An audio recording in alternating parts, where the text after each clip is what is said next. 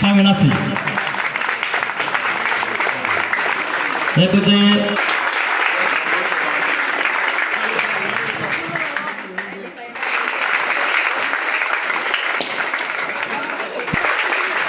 এই পর্যায়ে আমাদের অনুষ্ঠানের বিশেষ অতিথি,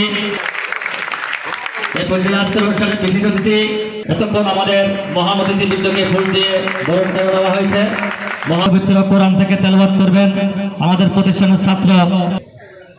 এই পর্যায়ে আমাদের অনুষ্ঠানের সম্মানিত নিচে নামান না।